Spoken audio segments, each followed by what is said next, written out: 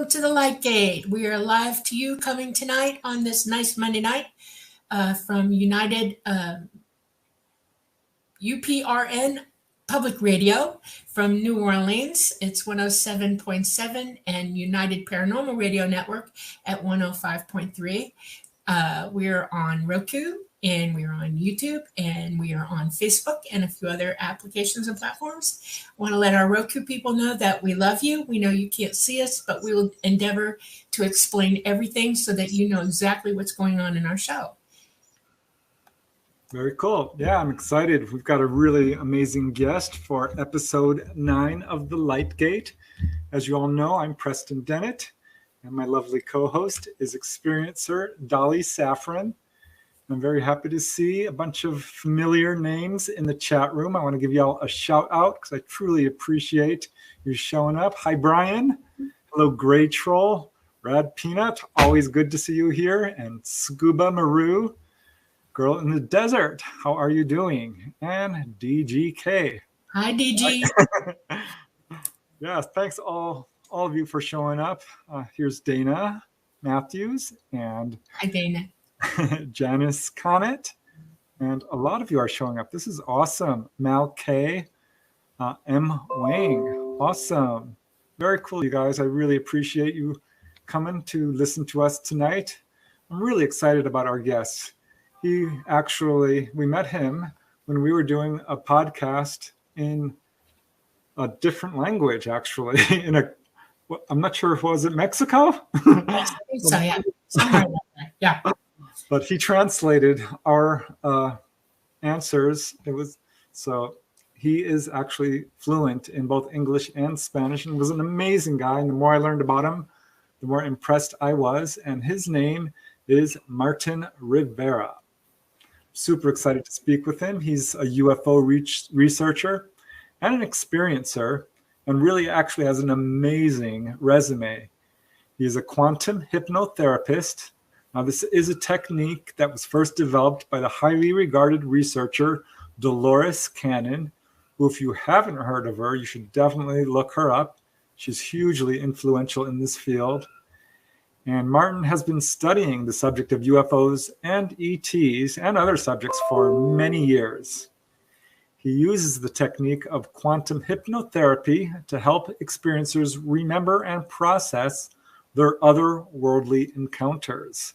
And he's actually certified in quantum healing hypnosis and past lives at the Dolores Cannon Academy in Arkansas. And that's not all. He is a co-founder of Quantum Balance. This is a healing arts center with transformational programs based in Long Island, New York. He also does past life regression therapy. Dolores Cannon was huge on that. And occasionally future lives pop up, so that should be interesting. But also does sound and light healing, emotional healing therapy, pineal, I'm not sure how you pronounce that. Pineal gland activation, connecting with your higher self. That's so cool. Meeting your spirit guides, accessing your Akashic records. This is all stuff I love. And Reiki healing. Being fluent in Spanish, he has translated a number of books into that language, including Dolores Cannon's The Custodians and Keepers of the Garden, and many other books. He has worked with many people, authors and experiencers, aiding them in their journey of spiritual discovery. As he says, I help you to connect with your higher self for healing, mind, body, and spirit. So yeah, many people have recalled past lives, reaching back to Atlantis or Lemuria, or even a past life as an ET. That should be interesting because I think I've had a past life as an ET, as we might have a chance to talk a little bit about. But others just recall ET encounters as young children. He helps them through that. So the possibilities are really endless with all of this. And of course, Martin has had some really astounding and astonishing UFO experiences of his own. So this is going to be a lot of fun tonight. I'm super excited. And let's just bring in our guest, Martin Rivera. Hi, Martin. How you doing, Martin? All right, so eager to do this show. Thank you so much for the invitation. I really feel privileged to be here with Dolly Oh, and yourself, Preston. Thank you so much. Yeah, well, when we first spoke and you were doing all the translating for us, you just had such a bright light and love energy that yes. I was instantly entranced. And looking you up, I'm like, wow, this guy's very accomplished. So yeah, I mean, I'm super excited to hear all about your journey learning hypnosis. Especially want to dig into some of your UFO experiences, and of course, all the stuff you've done working with other people with past lives and sound healing. Did I mention you do sound healing? I think I may have Yes. skipped over that. But yeah, I thought it might be fun to start with your own experiences because you sent me some notes. You had some Yes. really interesting experiences with UFOs as a young kid. I would love to hear about that. All right, then. So let's start up. So buckle up, people, because it's gonna be a fun ride. Well, I was born in Mexico City, and then since I remember, I had, we go down to the point, right? I had this experience. I was like between 3 and 4, and I was in the backyard. And I remember these huge trees. You were when you're always a kid, you see Everything's everything huge. huge. Everything is big, houses, the trees, everything. But I remember playing, but with myself, and then and all of a sudden, like between the trees, I see this. Now I consider it was like a UFO, like wobbling, real like this, with multicolor, totally silence. That Wow. discarded any helicopter. I'm talking about like late 70s. So we arrived in Mexico City, and then there was no sound whatsoever. And I just, I stared at him. It just went by, silently wobbling with lights, shining around. And that's it. Mhm. I just kept it for myself. And for me, it was like, you're a kid, you don't think about, Well, and I mean, then, how low was it? How close was it to you? oh yeah, that would be interesting. I could consider like probably like a couple blocks away from me, really, because I was able to see like a size like this, Yeah. behind the trees. I was able to see like there were like 2 or 3 trees, and it was like just going in, from the back, and it was like slow moving and wobbling, Now, was anyone else there with No, you? I was like playing with myself. It was like almost, like yeah, it was getting like darker because I was able to see the light shining. So it wasn't like that bright. Neither wasn't like really, dark. What So it were was you kind of like thinking at the time? What was going through your mind when you saw it? Which, nothing. It just, I was like I say, I was a kid, so I look at it and let it go. I mean, Wow, nothing went through my mind really. but Later you on, remembered as growing up, it. yes, Well, I'm jealous because both you and Dolly had experiences very early. I don't remember any. I think probably I did, but I suspect, Martin, because this is a pattern that turns up in so many contactee cases, that they show up at that age. And I have come to learn, and I've said this before, probably on this show, I don't know, but when someone sees an object that's pretty close, and that's more than just a sighting. I think that they showed themselves on purpose. I'm speculating, but having heard this so many times, I mean, that's remarkable. Age 4. Wow, 5. you, you went through hypnosis, we can know exactly what happened. We can go back to the same scene. We got two ways with Dolores technique. We have these two ways. Either you go back exactly the point that happened, and we go Right. over the subconscious, or then because her technique, you can call the higher self. I don't know if anyone is related to this concept. Oh, yeah. All I'm right. certainly familiar with it, but yeah, feel free to explain. All right. The higher self or the source, that's who really the one who answered all your questions. Because when a person comes for a hypnosis, we ask him to bring two set of lists. One, all your questions that you ever had in life that you cannot understand, accidents, illnesses, events, conflicts, all sort of kind of stuff, that you didn't get, that you didn't couldn't understand. Why did this happen in my life? And the second list is your health, present and past. So part of the protocol of Dolores Cannon technique is like, you know, you experiencing sometimes those past life. We call it like quote unquote past life, because we know time, it doesn't exist really. Right. So because everything's existing at the same time, really, But for the general public, we get used to say the term past lives, right? So sometimes people experience 1, 2, or 3 past lives, or sometimes a future life, or sometimes they open their the subconscious part of ourselves to release that trauma that you had accumulated, that you suppress, that you subconscious mind automatically suppresses, like when you go through an event that it was very stressful, automatically to protect yourself, the subconscious, that's their job, repress it, in order for you to survive. But then that is really toxic sometimes. Well, I really want to dig deeper into that in a little bit later in the show, but I still want to look more about or hear more about some of your other childhood experiences. Okay, whoa. Wait, did you do hypnotherapy to recall that incident? I haven't yet on my own, really, because Right. I've done 2 sessions on my own hypnosis, but it was for healing first, Okay. But then, that's still pending on, of course. Yeah, that's on my risk, but it's on my own, you know what I mean? But other people, yes, I go directly to that, Right. So what was the other experience you had? Okay, the other one, actually, I had one with my whole family. We were at this park, and we see this UFO like just darting, boom. We all just stunned, my father, my mother, my sister, when I had little sisters, we all started, like stunned, and then jokingly, making jokes about it. But we all witnesses, But the one that really, that gets my whole attention, I was like, that was way back in 1991. Ooh, I want to hear about this. Yeah. Yes, that's amazing. That was the solar eclipse that happens, through the whole country of Mexico, from the west part and going to the middle, like a whole lot of states, covered the solar eclipse. So I remember just going to, the rooftop. I used to live in a 2-story apartments, so we got to the flat roofs because we're in the city, Right. And then I remember just me and my friends, getting ready, the whole process of the eclipse, And by the time it was total eclipse, you can look up, it's only like a minute, Right. That you can see the ring, right? Just like this, like the figure behind me, just that. Yeah.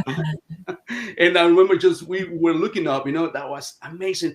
Just think about it, like it's like New York City, Mexico City, like New York City, all traffic, stress, ambulance, sounds everywhere. All of a sudden, it's like everything stopped. When the eclipse happened, even the temperature dropped down. You could feel chills. Usually like 80 something degrees at that time because it was in July, so probably like upper 80s. So it's pretty warm, and then you could feel chills. So it kind of like a drop like 60, like lower 60s. And then everything's silence. I was like a movie, Everybody was quiet, And staring at the sky, looking at the solar eclipse, and then to our left, we saw this bright object, hovering, and we start speculating, like, is that a planet? Is that a star? We all start, speculating about it, but we all saw it, and it was strange, But then, as the eclipse move on, the object we could barely see it, and then kind of like a disappear. And we were like, and then the following day, I guess you all know about Jaime Maussan, which is one of the biggest journalists in Mexico, who, he was invited over to this TV show. It was like a live TV show, and it broke the record. We went for hours, for like, I can't remember whether like 8 hours, but it was a 2 hours live TV show. So it went for like almost 8 hours. So, and then he started getting all this video footage from people from different parts of Mexico showing that object. So there was a solid proof in there, there was something in there. I'm so familiar with that incident because, as it turned out, I went down to Mexico to see the solar eclipse. Did you? I did. I was not in Mexico City, and I kicked myself to this day because we actually went to Baja California, La Paz. Right. but we saw it, and it was amazing. You're right. Temperature dropped. You could see all the stars coming out. It was just the most beautiful thing I've ever seen. Yes. But what's so amazing is that all those videotapes, when I was looking for them online, they were hard to find. I did find them. Did you? But yeah. Nice. I honestly think this is some of the best photographic evidence we have, because there was some 20, 30 different people situated all over the city. So you could actually triangulate how big this object was, how high it was. Right. And a lot of people described seeing a silver disc. Now, is that what you saw? Yes, exactly. Yes, that's what we saw. Yes. Yeah, that's exactly the same. Yeah. Wow. Yeah. The only other footage I think that comes anywhere near comparable is the turkey footage. Oh, yeah, that's amazing. If you've seen that, that's really good. But I would highly suggest anyone who's interested in really good footage that's absolutely undeniable, look that up. And I'm just so tickled to hear that you actually witnessed that firsthand. Oh, yeah. And you're right. There were over 30-something people, photographs and videos and all that from, like you said, different angles. So that was solid proof. Yeah, I think that was an absolutely intentional display. Yes, it was. You know what I mean? Preston, did you pull one of those clips to put up or not? Oh gosh, I could search for it. Well, I don't know. It was hard to find. I should have. I know. Yeah. and you know what, Preston? After that event, ever since that year, is this huge waves of fleets, UFO fleets that we see, like, those like orbs or spheres, like just floating, they start showing up every year. Like you could tell, like even we're like over 20, 30, and then once in a while we got over hundreds in different parts of Mexico, different states popping out here and there. It was huge, all these 90s periods and even the 2000s, so yeah, we really, in Mexico, they were getting used to see all these events and sightings and all that. Like, many people, That's what I've heard. It was like, oh, another UFO. We've seen those. And I think that's really also significant, because Mexico has been very forthcoming compared to other countries, because you simply cannot deny it when everyone has seen it. As a matter of fact, that was in 2003. One of the generals, remember, this is a general from the army in Mexico. He handled one of the video footage from the army, because they were, monitoring this airspace down by the Gulf of Mexico from any airplane, from drugs or cartels, and they had this footage. They had these 12 spheres just floating. They weren't able to see it by the naked eye. They had to use the radar, and it was an infrared radar. Because they couldn't figure out what it was. And one of these objects just approached to them, like, very closely, and they were saying, you could hear the recording, the pilots, that were saying, "Oh, we're not alone. So what is that? We don't see it with the naked eye, but in the radar it shows up." So that was another proof, and the whole media was, went nuts about it. They start speculating and, trying to, to explain the most, nonsense explanations about, it was ridiculized, really. It wasn't taken really seriously. And then the army said, we don't want to make any comments anymore. But actually, that was the first one. Wow. That's amazing to me. Yeah. Did you ever keep any clippings, or hold on to these clips yourself at all, or research it yourself at all, or? You know what? Jaime, my son, he kept displaying it every once in a while, every year. Like these footage. Every time there's like the July. It was probably like July something. I can't remember exactly the date. But every time that comes back, the anniversary, he always displays this footage. They always, and there's on his shows, in these videos that he always display every week on, through his channel, So they're out there, But yeah, you could look for it. You might find it, So, but yeah. I have a question for you. Did your experiences young sort of push you in the general direction of doing the work that you do today? In other words, did it up your interest in everything, and how did that evolve? Yes, yes, yeah, yeah, definitely, absolutely. Because I was growing up, and I remember watching. I was 11 years old. That was exactly the time when I saw the clips, and Right. I remember watching the show Cosmos by Carl Sagan, that Yeah. famous TV For that series. You one. guys Yeah. remember? Yes. I was 11 years old, and he take the cases of Betty Barney and the abduction case and all that, and that shocked me. And then I saw the solar eclipse, so I kind of had the life crisis. Even it was like 11 year old. Right. Yeah, there you go. That's the one. Yeah.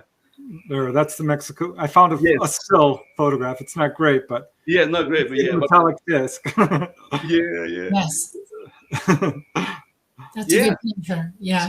So yeah, that really get me, like I had always this like wanting to know, if there's life out there, like because in school they teach you like we are the only ones, there's nothing out there. Religion tells you as well. So back in my mind was like it can't be, And of course I suffer from depression, from the teenagehood and all that. I had my own trauma really, and because my family and all that, that was a big lesson for me. And sure enough, that kind of pushed me into the direction of becoming what I am, a therapist, really, you know, because I went through the whole process, Hmm. and having like even I remember back then in my teenagehood that I had suicidal thoughts, and all that. So for some reason, like I was like, I'm tired of it. I'm tired like being like this and having this crisis of existential crisis. I decided to just follow this path. Kind of like funny way was like the life keep push me to this direction really. So yeah, That's amazing. if that So, responds to your answer, yes. what was it like? I mean, so you moved to the U.S. at some point and discovered Dolores Cannon's research, and what was the whole process of learning how to do this? Yes, yeah. When I moved to the U.S., I still clueless back then, and of course, I was studying and working. I had all kind of works to support myself. But then I decided there was a point in my life that I said, like, what is my priority? I want to be good with myself. I can't just because I had like these times where I still have this depression, and feel sorry for myself and not letting go about the past. That's how I started, approaching to this, all these therapies, all these alternative therapies that, because I knew back then, because I don't want to go into the process of conventional treatment of, having pills and all that. I was like, no way, that's Right. not going to help me, So I discovered this field, and sure enough, when I started, doing, hypnosis sessions, workshops, retreats, and all that, I started feeling that, feeling good about myself and understanding my own journey, and going through that process of forgiveness, understanding, and that was my empowerment. That's when I discovered Dolores Cannon. And funny thing it was, I remember, hearing actually Johanna Diaz. That's the one I, introduced you guys. That I helped you guys with the interview. You Hmm. know, Oh, he yeah. present yes, he present a Dr. Brian Weiss. You know, one of his books back into the late '90s. That's the first time I heard about past lives and all that. So I heard that interview and I started digging his books. And sure enough, I started digging other people's books and start going over the material about past lives and all this. But then when I stumbled upon Dolores Cannon, that was in 2010 when she was presenting her latest book back then, which is the three waves of volunteers and the new earth. Can you guys see it? Yes. Yeah. Yeah. Yes. She's very popular. Oh my Her God. books are still on the Amazon bestseller list after many years. She's passed away, of course. Yes. God Yes. bless her, because Yeah. yeah, and she was also very much interested in the whole past lives. And I think Oh my this is God. very interesting to me because this is connected. People talk about UFOs and they don't want to talk about the paranormal and the past lives. I'm like, let's wait a second here. They're absolutely connected. So I'm kind of really excited to hear you sort of pulling that all together. Yes, everything's connected, really. And then sure enough, when I heard what was all about the book. It just blew my mind. I felt that she was talking to me. Mhm. That's how I introduced. I was introduced to Dolores, and I started, buying her books, reading them, and eventually, like, decide I'm gonna, study it and take her classes. So when I decided was like 2015, and she already passed, for a couple months. So matter of Mhm. fact, I was gonna watch one of her lectures in, I can't remember what was it, Minnesota or Minneapolis, one of those two cities. And I remember I was, looking online, to book my my flight and the hotel. And we got the news that it was suspended because she got an accident, whatever. And 2 months later, she passed on. So I Yeah, I was got like, to meet her once actually at a convention not long before she passed, yeah, and there was of course a crowd around her table, and I waited. I was very polite and waited, and she was very gracious, and we said, awesome.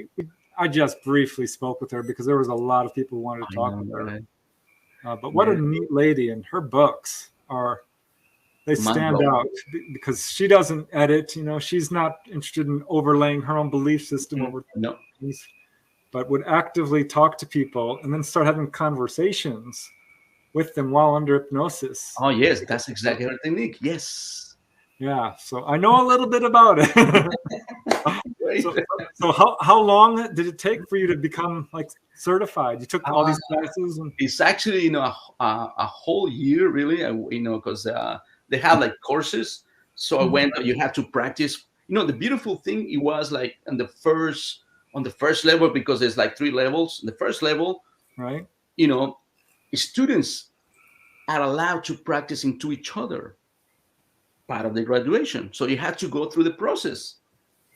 It's Mhm. not like the psychologist that you study it and who's gonna do it to you. No, you go into the process. So you go into your healing process too, to discover and expand more your consciousness and your soul journey as well.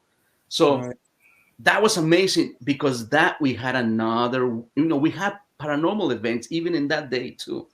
you know like very strange things happened in like couple days. And even when I went back to, the same happened. We had these orbs floating around the house we were renting it, and yeah. I wanted to hear more about. Wait, don't skip over that. oh my god. I'm That so sounds excited interesting. to share with you guys.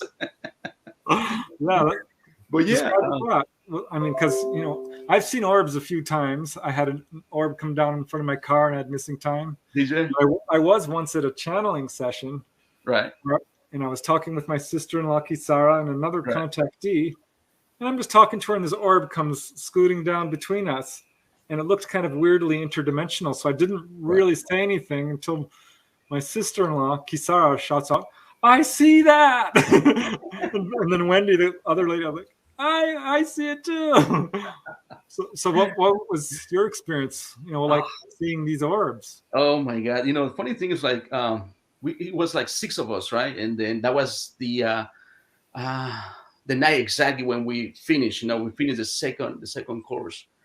And then that was, after graduation. We rent a house between six of us, because we make, pretty good friends of us. And these other girls that we met there, like, we invited her over, and she came over. And you know it was embarrassed sometimes when I say this, because when she showed up at the door knocking, like, "Hey guys, I'm here," and she brought a bag of weed. I was like,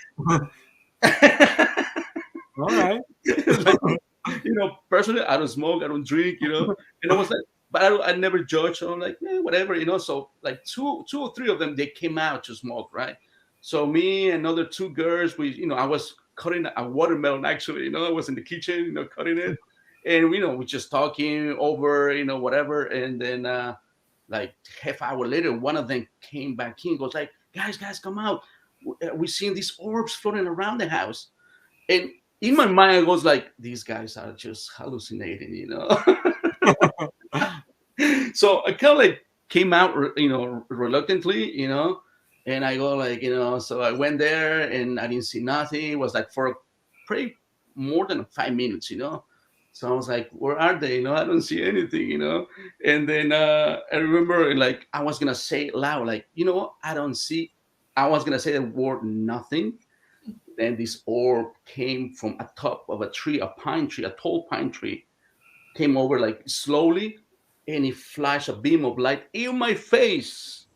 Like here I am. And you Wow. can see, he kind of blind me, and he went like this. You can see the beam light just going an angle, going back to the orb, and just continue his path. Flying over, going across the other house, and just getting lost. But it was very, very low, like probably like 30 feet higher, because the pine tree was pretty big.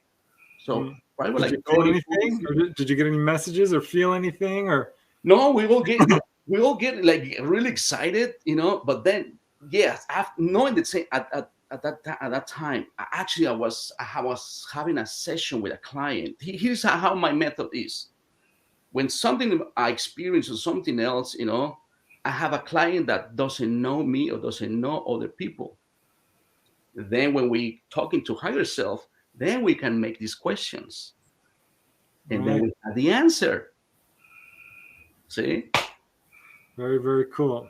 Well, So yeah, the answer was, if you want to know what exactly was. the chat is definitely listening. Here's a comment from Izzy-Beth. You can just feel his warm heart. Sorry, Izzy-Beth, I had to put that on because it's true. And here's another really nice comment from Dr. Flor Zatarain. So happy to see your guest, Martin. He is my QHHT practitioner. Wow. So, Amazing. cool. Well, she's a doctor, see? So nice to see you, Flor. Thank you very much. Very cool. So yeah, this completely transformed your life, huh? I mean, this absolutely took a hold and changed the direction of your life.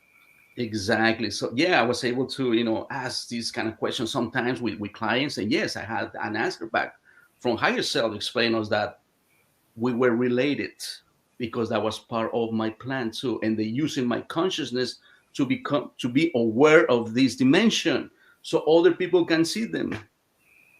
Wow. Isn't that strange? So after you graduated from this class, I mean, what was the next step? Because you co-founded, this organization, and you're getting into sound healing. And when did you start hypnotizing people? That's actually, was 2015, and then the Healing Art Center that we have. Well, Dr. Flora is my wife, really. In between both of us, we do these programs. She does kind of like fasting stuff and nutritional life food. So she takes care of people, on their physical part, and I'm taking care of the emotional part, or mind's part. So, and I use all these techniques, and I had really strange experiences with some people, even using sound healing. Wow. Right. I want you to explain that to me. What is that? Okay, sound healing is a technique, using sound, sound bowls, these crystal sound bowls, or even the metal ones that are Tibetan sound bowls too. Right. But they've been calibrated with different frequencies. It's like when you have these binaural beats, they had two frequencies, and when they play at the same time, it creates a third one within your mind, in your body too, kind of like shake you up. Yeah. But then I combine it with a little technique of hypnosis to relax you. Okay. And I had amazing results. So let me show you this. This little. So here's one of my bowls. Oh, nice. So it makes a frequency, and I have a set of 5 of them. Which sound frequency is that one? Yeah, this is about 432, and then it's like different ones. Okay. Right, it goes to 500, it goes to 700. Yes, you can. Yes, thank you. Thank you, Preston. You did your homework. And you know what? I had a magnificent experience with a client that I couldn't get in under hypnosis, and she had many issues, but she had many very stressful life, and she couldn't even concentrate to have a quiet moment. And anyway, I use the sound bowls. I just want to start experimenting, and combining it. And then I also have a machine that blinkers, kind of like a blinkers, but it's like a light frequency, and it works on your brain waves too, to get you down to the alpha state. or sometimes the theta, depends, in yourself. But I combined those three techniques, and guess what? I remember having this case, and I was just starting relaxing her, and she had this astral body, experience that she saw like this tunnel, going upwards, You know and what then that's like, yeah. by the time she realized, she's like laying down on a, like a metal bed, and these lights, like she was in operator room, and then she started waking up on the journey, right? And she started, concentrating who was around her, and she starts seeing these people, with dressing like a doctors, but at the time she's like, start looking at their faces. It wasn't a human face. There you go. Wow. There you go. And she was gonna get excited, she was gonna get scared, but then something tells her mind, you are okay, you are protected, we're gonna help you. Right. And she passed down, like she just fade away. And later on I wake her up. And the funny thing is, like, she never told me, because I had other people, it was kind of like a workshop doing at the same time, Oh, yeah. many of them. And then she took off, because after every workshop, you were able to, we can share whatever experience you have, only among us, and then she told me, I had a light headache. 9 months later, she calls me back, and that's what she, told me about, her experience. But the issue that she really wanted to is because she couldn't get pregnant, and then she had a treatment, and all that, and doctors were saying, no, you're okay, you're good, but for some reason she could not, and she was kept trying for over 3 or 4 years with no result. That's why she approached to me, and then a year later she became pregnant, and she had her baby. Yeah, I don't know if people realize it, but past lives, going through them, remembering them, can lead to absolute physical healings, not only emotional, but physical healings. Yes. And that's very well documented. I've got some books on it. I had no idea, because I was looking into cases of people who've been healed by extraterrestrials. Right. Which is, of course, definitely a thing. But yeah, remembering past lives. This happened to Robert Monroe. Yes. Who did astral travel. Yes, I read that too. Bruce Moen, he had sarcoidosis of the liver, which can be really bad. Yes. And he was cured by remembering a past life. And I've had my own OBEs where I go to a past life, and it's almost always the trauma, the death scene or something really horrific. So yeah, I can totally see that happening. But here I've got a question from chat, which is very timely, because you must be psychic, Martin. You actually mentioned this lady was having trouble going under hypnosis. And Janice Connett in our chat room says, Martin, have you had people that cannot be hypnotized? I have tried 3 times and really wanted to, but unable. All my experiences, even of past lives, have been conscious. Which is good, actually, I think. I want to chime in here for a second, okay? This person is awake. Your consciousness, who you really are, you're indwelling this body, is wide awake. And your physical mind has to be able to hear it, hear yourself talking to yourself. That's why your pineal gland is what it is. And if you have remembered past lives on your own with no help at all, and you're not able to be hypnotized, that's because you're already awake. Exactly. You just need to revel in that and start experiencing that as it is. In other words, just go within. Right. The sounds help, the singing bowls help, but you have to push everything away from you. You can't have anything to bother you when you're doing it. And if you want to do it alone, that's great. If you need help, go get help. But you don't need to be hypnotized. You just need to go within, and you'll get it. You're awake. You'll hear it. You'll see it. It'll all hit you at once. Go for it. Yeah, absolutely. This question is coming up. So, I mean, what if you're not remembering stuff and you still can't be hypnotized? Yeah, exactly. Yeah. Then you have a control issue. Exactly. Yes. I had a protocol, really, when people come for hypnosis. I put them to this protocol to I teach them first to meditate, to a technique of meditation, and I have a recording that I send it to them, and they must practice on their own this self-guided meditation that you breathe in and just, doing, a visual technique. Right. And you go into this clear space of your inner peace, Right. where there's no control, like you said, Right. no fears, no doubts, Nothing. no skepticism. That's how you must come to for a session. Right. None of that. And trusting. That's one of the major, important reasons to be hypnotized. Absolutely. You have to trust your practitioner. If you don't trust, you're not gonna go under. Right. Simple as that. That's right. Yeah, well, I've always said that you really want to vet your hypnotist, because it can be, in the wrong hands, it can be damaging. Right. You can lead to false recall. But I think done correctly, it is an extremely powerful tool. I believe I mentioned that when we did our previous show together. Right. It's an important point, because Yes. I often have people coming at me like, you should not recommend hypnosis. I'm like, well, hold on. It can be very useful.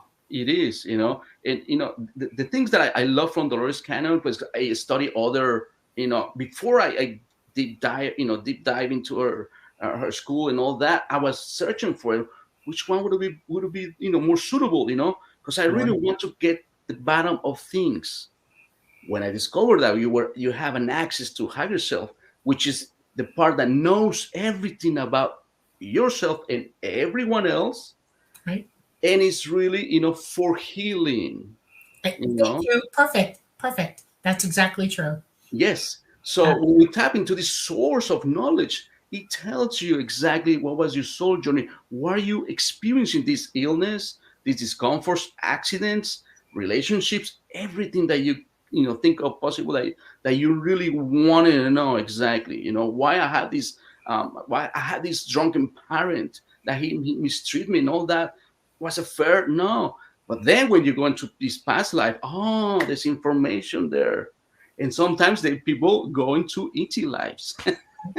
So is that something that just happens sort of spontaneously? Because when someone comes to you, they're like, oh, I want to, have a session. Mm-hmm. Are they coming specifically to remember, say, an ET experience of their childhood, or is it open-ended? Okay. Where do they go? Does it sometimes? Right. I imagine sometimes it goes in directions you're not expecting. Exactly, that's the thing, because we don't know where people are going to explore. Because higher self, that's the one who's conducting the session. Exactly. Really? Exactly. Yes. It's the whole point of know thyself. We're all here to learn about ourselves and to heal and to gain wisdom and knowledge. Yes. And you have to do it with yourself first. That opens you up, and then you hear everything in the universe chatting to you. You become an explorer at that point, and that's when you start to evolve. But you have to heal yourself first. Absolutely. Yes, and I find it fantastic that people come to you somewhere in the back of their mind, their consciousness is going, we need this, you got to do it. They're compelled. They don't realize that they're being compelled by their own selves. Yes. And it's amazing to watch them wake up when you do the work that you do, because it's incredible to see. I mean, it's like, oh my God, it's like watching a baby being born. Exactly, Dolly. Yes, exactly. Every session is like that, know. And like I said, for us, it's a surprise too when people start, exploring those paths that we just gonna follow the thread, whatever they, experiencing, we just trying to see the scene, and something is important that is happening at that time, and then our job is to move them, from day to day, from important day to another important day, sometimes to the deadest scene. As a matter of fact, one of my sessions of QHT, I saw my deadest scene at the really beginning. It was very dramatic, very kind of like a traumatic, but it was very healing. Right, exactly. Yeah. Like soul is connected to all these other lives. That's right. And sometimes you carry with it, it's connected, still connected in your mind pattern, suffering. It's weird. I had a hard time figuring it out when I was really little, because my first conscious memory of a previous life, I was probably 2. Wow. And I wouldn't let anybody touch my back, even my own mother. I was, no. And she couldn't get it out of me. Why? Don't touch me. Don't touch me. And it's because I remember perishing at the hand of somebody else. And I'm not going to describe it. It's too creepy. But let me tell you, it affected me really hard. And I kept thinking. And then it popped into my head when I was about 4 or 5. Oh, I know what this lesson is. Oh, my heaven. there is no death. It's all life. Even Yes. though I wasn't in that situation anymore, I moved on. And I shouldn't be really weird not about it anymore. I should be grateful that I got out of that situation and I can bring forward through my own life a resolution to it. And I did. And it was almost, you release it. It's a wonderful feeling. It's like being born. Exactly. You just lose it, you just go, oh, that's what it means. Okay, I'm good, Yeah. and every Yeah. single life you remember, there's a lesson in there. That's what karma is. And we just go through them and heal ourselves until Yeah. one day you're just sitting there, you're going, ah, I'm cool. I'm really cool. This is When I good. started having out of body experiences, it was one past life after another, because I was very fearful, and I'm like, oh, this is probably why, because all this trauma. So Right. I'm wondering, Martin, like, what are some of the more dramatic sessions that you did, which kind of took a direction you didn't expect? Can you Oof, think of any yes, a example? great I'm sure question. there's a lot. Yes. I had this case where, this girl was, she was molested when she was a child, and then she's coming out of the, at the end of the war, the civil war in Central America, and his father was, kind of disturbed and crazy really after, being battles and all that. And somehow she started getting molested by him, by his uncle and all that. So she got this trauma for many years, she never spoke to anyone. Wow. But then when we went into the hypnosis part, Yeah. this is very interesting because it's related to ET lives. Right. She Right. she saw herself as this red being, it was like a human, body and all that, with no sex. They were kind of like like either, Yeah. yeah, I know like what you're Yeah. talking about. Androgynous. Yeah. androgynous, exactly, kind of androgynous. Yes, had it in my tip of my tongue, and then, and she started describing herself like that, like kind of reddish skin and all that, and she was able to see other ones, just like what it was. I don't know, it was male or female, I don't know. And then she started describing everything, and they were at front of this volcano, and it Oh, started wow. erupting, right? Yeah. And then she goes like, so what are what are you doing there? She goes like, well, there's many like us, and we're all blind, but I can see them.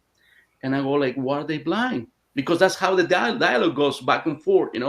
And she goes, well, we lost the value of life, and the volcano is erupting because because the planet cannot take it any more of these all our emotions, all these conflicts, all this anger, all this confusion. And I was okay. But then when I call upon higher self, that's the one who explains us exactly, right? And I go like, is this place is on Earth, in another dimension, another time? No. I was like, oh, where is this place? It's another planet. I was okay. So Wow. what? And we always ask, why do you show her this lifetime? And he goes, because they lost, the value of life. That's why she was signed to be here on Earth and experiencing everything that she went through, in order for her to value life. And guess what? What she does now? This is That's the high amazing. five. You Yeah. know, yeah, she works on these nursing homes, for the Yes. elderly. Yes. And guess what? At the time of the session, when Harrison was explaining about this, he goes like, and everybody that she was taking care of, that helps in the transition to the death, they're so appreciated. They love her because her smile was like an oasis for them. Right. Her kindness. That's amazing. You know why?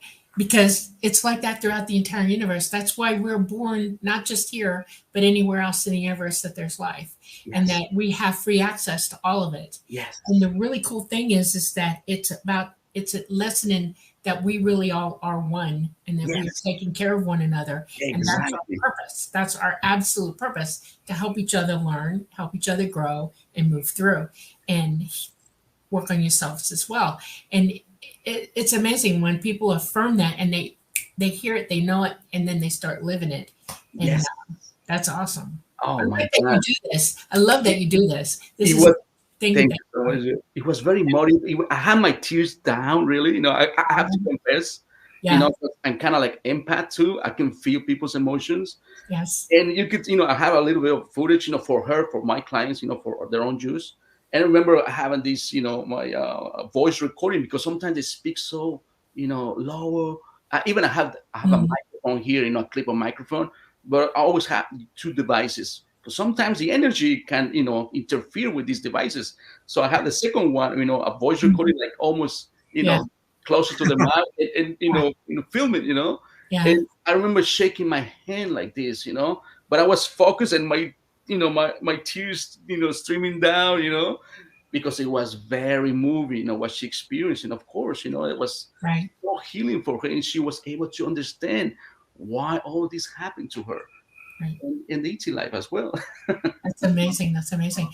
Have you ever had a client remember their exact last life, the last previous life before the one they're living now, and how much have they been able to recall of that and why? You mean through the hypnosis or before the hypnosis? Before and then during, like open more of a up during a, like they Uh, get an idea and uh, and they're pretty sure about it, but they want to confirm it to themselves. So well, come in. I had two types really. One, yes, sometimes they had some they call it dreams, Right. and we can go actually to that dream, Mm-hmm. in the technique. I had other people who done like workshops, like a past life workshop that I do is more, more simple than that. There's no dialogue. You see everything within yourself, in your mind. It's like a dream, and you write it down. Right. After when we finish, you know, and sometimes it could be, for some it could be information. It Mm-hmm. could be a lot of information. It depends. It's everyone's different. But I had this young lady who recalled her life being like a fish, Mm-hmm. and she was like, confused, after the workshop. Yeah. But then she decided to do a QHT session. I'm like, okay, let's go to the lifetime that you saw it, like kind of like a fish. And guess what it was? She was a mermaid. Ooh. Hmm. We Wow. were like, what? No, I It was want to tell you so something. hard. There's a planet in the Delphi system, and I've been there a few times. And they have beings who live in the water and they swim like mermaids. It's kind of close to what you're describing, but their whole lives are spent in the water. They don't come out of it at all. And when I hear people talking about past lives as mermaids, my brain goes right there. It's like, okay, Nice. I think I know what you're talking about. But guess what, Dolly? When I spoke to her, it goes like, no, it was in this in Earth, really. Earth, really? Oh, wow. Yes. And he said they still existing, but they hide away because they're highly psychic, and they can sense us for miles. So they're Mhm. always away. So Wow. there you go. Okay. All right. Well, I'm going to bring up a question from chat, which you could probably answer pretty easily because you did this. This is Yeah. from Christopher Harmon, and I like to, bring all the questions. No question is off limits. I hope that you guys can keep it on topic. But Christopher Harmon is asking if someone wants to become a certified hypnotherapist, where should he or she study or go? Well, there's many types of hypnosis, and the one I studied was from Dolores Cannon Yeah. Academy. So if you want to go into this technique, yes, you have to go there. Yeah. But otherwise, there's many, like, a clinical hypnosis. There's many of different authors they throw out there, and then they have their own courses and all that. But like I said, I was searching before when I decided to do Dolores, because that book for me was very special. And I was like, but then when I discovered the power of ourself, the higher self that you contact with, I was, my mind was blown away, and I said, this is it. Well, I have a really good friend. Her name is Yvonne Watson, and she's been with me when my craft came down and seen it. And we've been on CE5s together through the years. And she did Dolores Cannon. She just got certified, and she's doing her 25. That's the first level. Yes. Yes, and she's gonna. I have an issue, and she's gonna try to help me with it when she comes back through, and I'm excited about it. I'm like, oh my god. Let us know. Let it go. All right. I'm going to bring up another question, which is perhaps not too specific, but this is from Santana Barish. She says, I've been having a hard time with my visions. Any tips? Learn to self meditation. Simple as that, and practice for weeks. Make a pattern. Same time, same place. Make a pattern yourself, and once you start getting to tapping into inner peace, remember, because if you look for in YouTube, there's, oh my God, there's many of them now. There are hundreds of them, with different intentions. Basically, meditation is to tap into your inner peace. where the mind doesn't think about not in the past, neither in the future, the following future, and all your duties and responsibilities. No, just focus on yourself, and you go into your inner peace. Right. That's And it. turn off all distractions around you. Yes. In other words, turn off your Wi-Fi, turn off your Yes. phone, get rid of all electronic devices, move them away, turn them off, because that energy can interfere with you. Yes. Yeah. And even we recommend people to do grounding, like go spend Exactly. time Yeah, in nature. nature, Absolutely. in gardens, Right. with naked feet, just touch the grass, Yep. go to the beach, with no cell phones, just at least half hour, enjoy the sunset, the Right. sunrise. Now, another thing I would recommend, just personally, because this is kind of related to the UFO field, is write it down. Write it down in detail, because as you do that, things will come clear. You'll start to make associations with it. You might recall new details. It might Yes. lead to the next step. Right. And You'll get a sudden very clear intuition about it. message.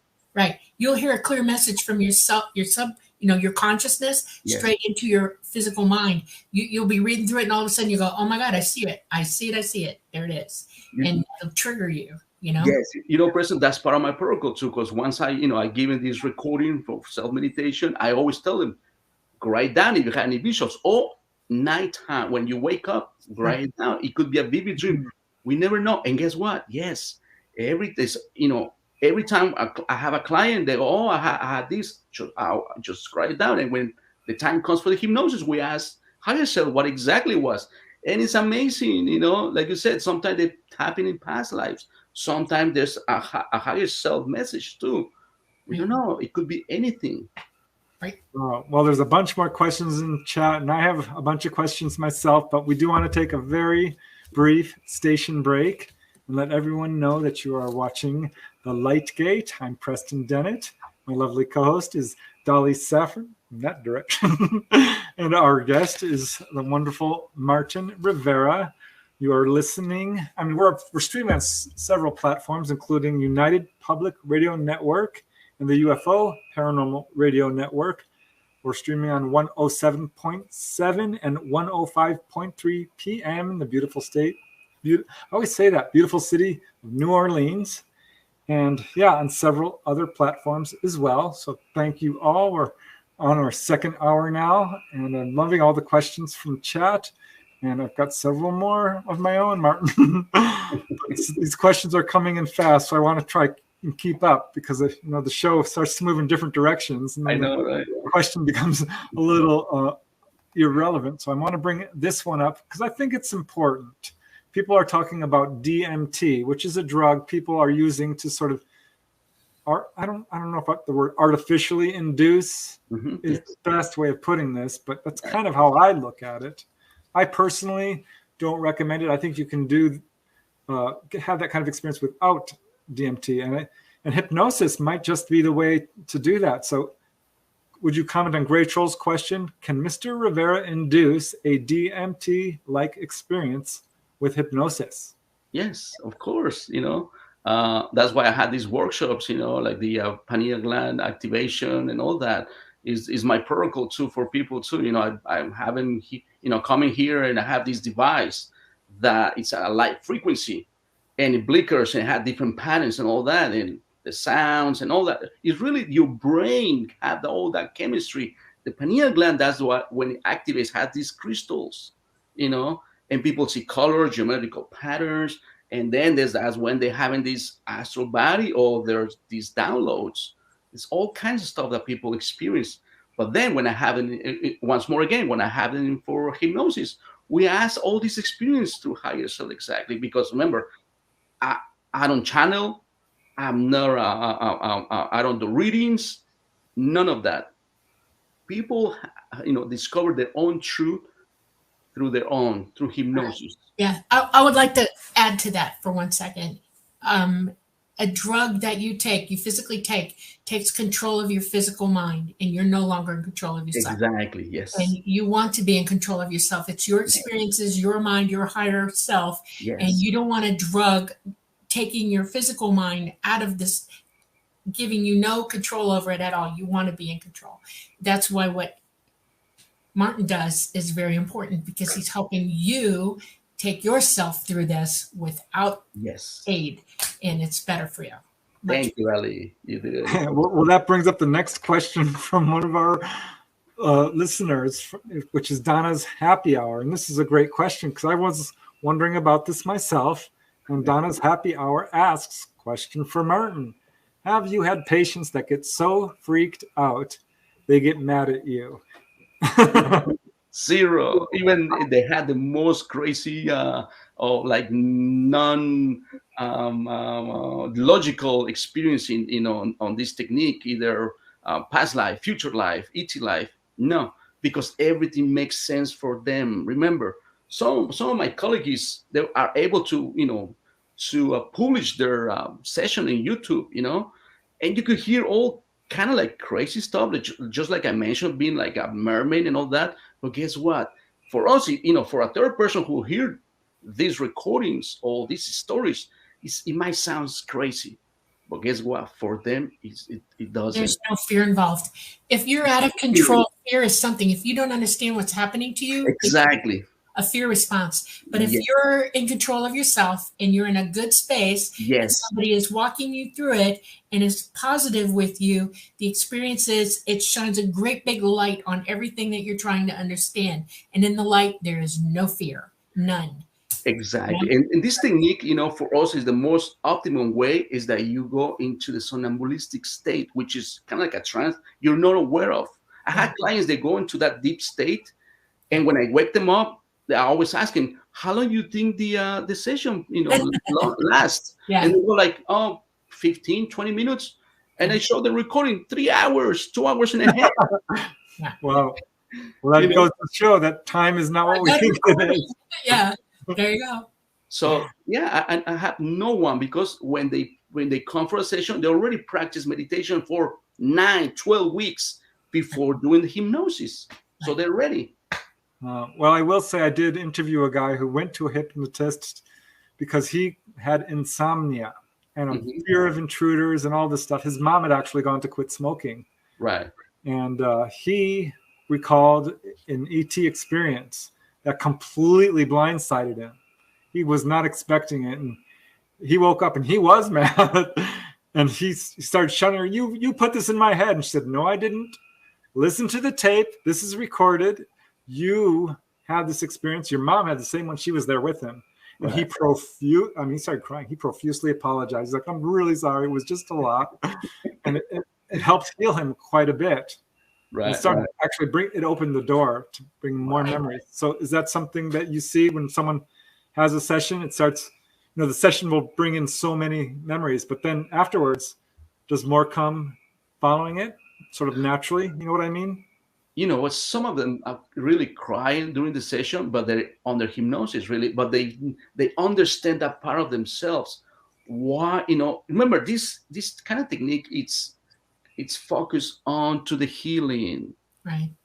So exactly what higher self will show you, no less, no more, what you need at this time. Now I have a real in-depth question for you. Okay.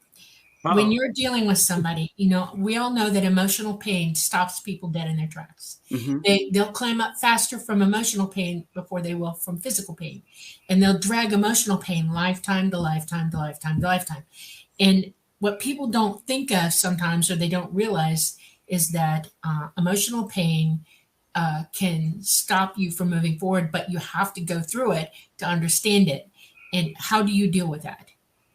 That's a great question. Like I said, remember, every client that I had, they go to this preparation of self-meditation for weeks, right?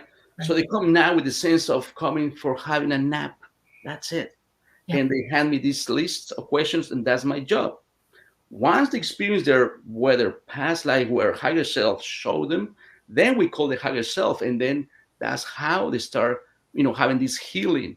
And we have this conversation with higher self, and going over, okay, per se, I had a client where they have fibromyalgia, right? Yeah. And then they go, okay, why did she experience this, this issue? And he goes, we literally explains the cause of it, control issues. And then, of course, it was relating to the past life that was showing to the client. where the origin that came from, Yeah. and that carries into this life. Yeah. But then when the client is that, he's like, some of them they shake a lot, because that's when it's Yeah, funny, it's a shock. Yeah. because we ask like, what is going on? And the higher self goes, oh, we just putting more light into the body. And I go like, why? Because we shaking their self memory away, fears, control, and all that trauma that had been in the body. Right. And it goes, he's like, shakings, jolting and all that. Some of them, not all of them, but some cases they do, Yeah. Yeah. And so it goes like that. So actually they are in the, per se, in the hands of source. Right. So what could be wrong with that? Nothing. I have a small opinion about that. I'm glad you said it like that. And I know you know what you're talking about now, because you understand. I know you understand. Okay. When you're leaving your body to OBE, you receive, or you feel a vibration that can feel like an electrical shock. Sometimes it's a great big shake, boom, and it's, and I thought about that for an entire lifetime. I thought, what is that? Am I got the electricity in my body doing it to me, or is it my consciousness doing it to me as it leaves my body?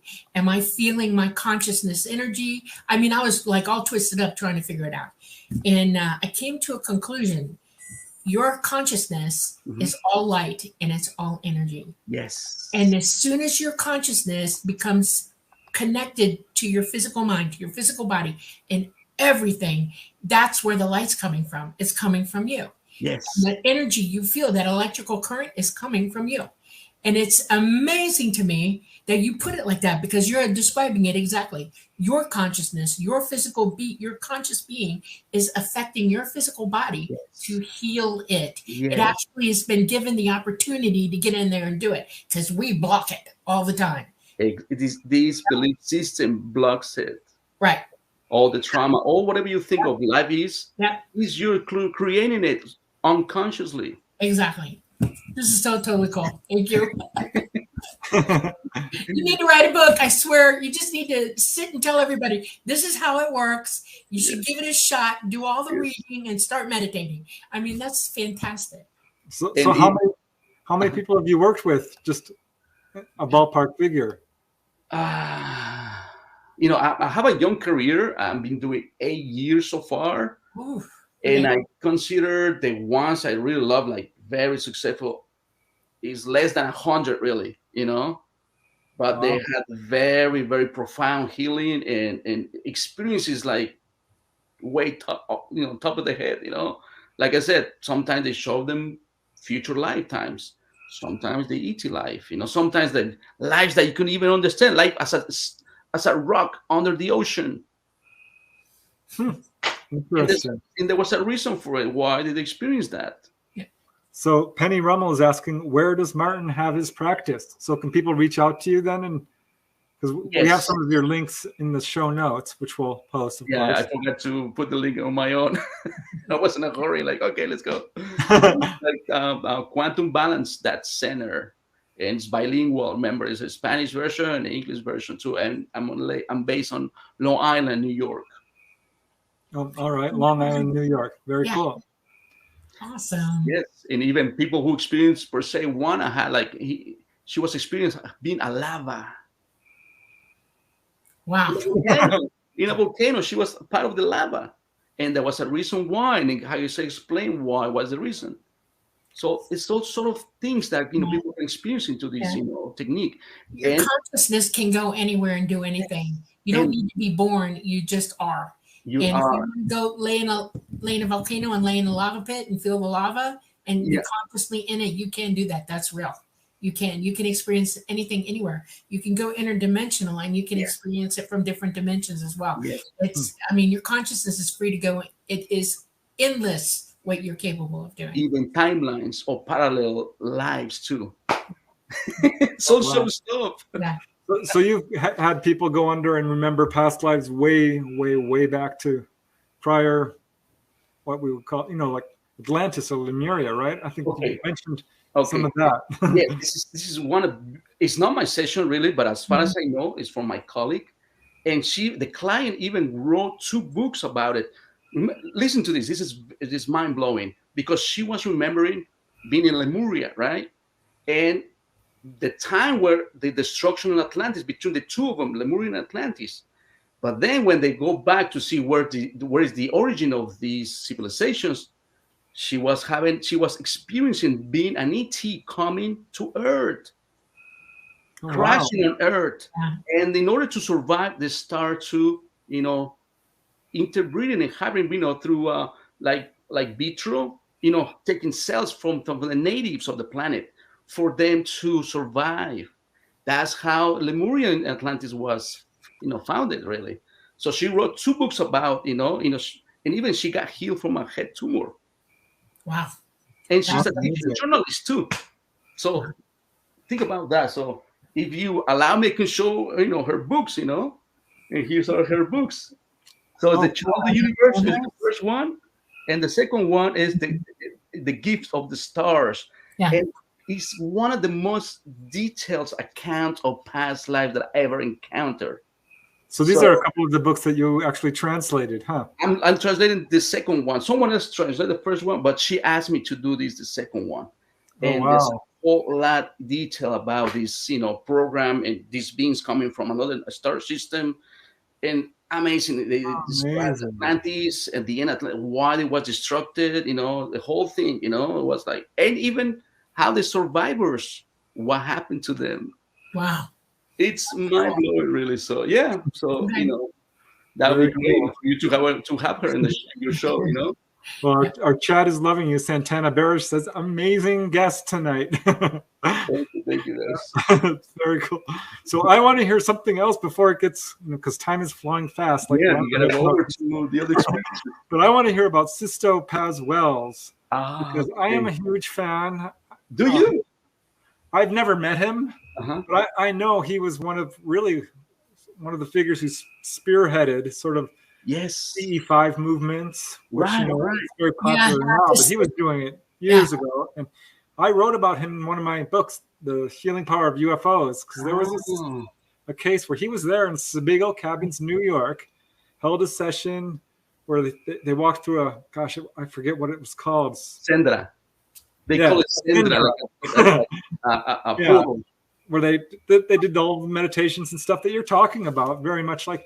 But there was a dancer there who was suffering from arthritis of the legs. His legs were all swollen up, and he couldn't dance anymore. Wow. Which was his life path.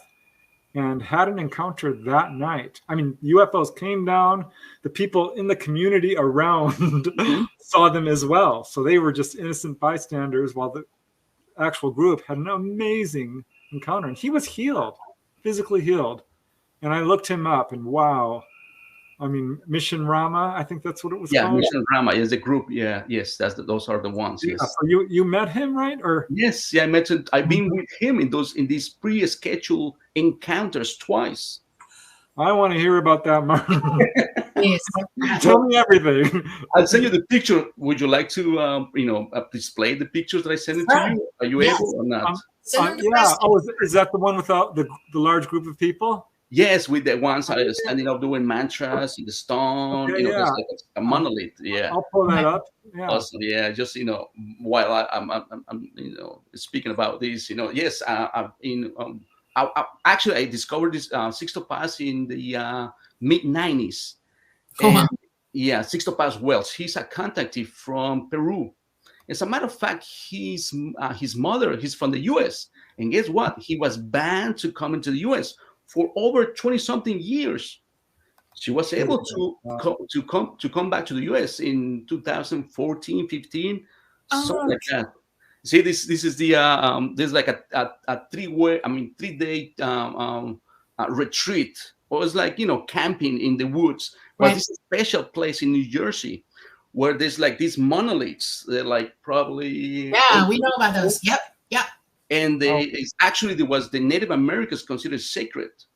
I'll bring the monolith up. Keep talking. I have that one. Yes. So that was the first time we were over 50 people, and then, before you come to this, these experiences, they require you for you to take a whole year of classes. Like they have 24 classes.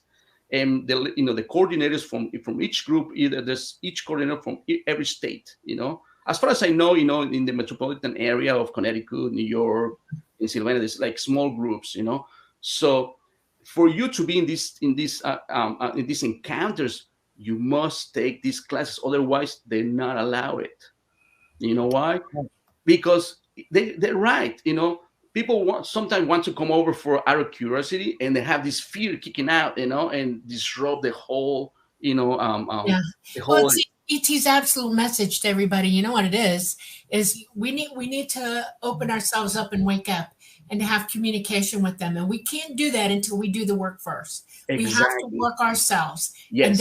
and make ourselves ready. And then they're wide open to us, Yes. instantly wide open.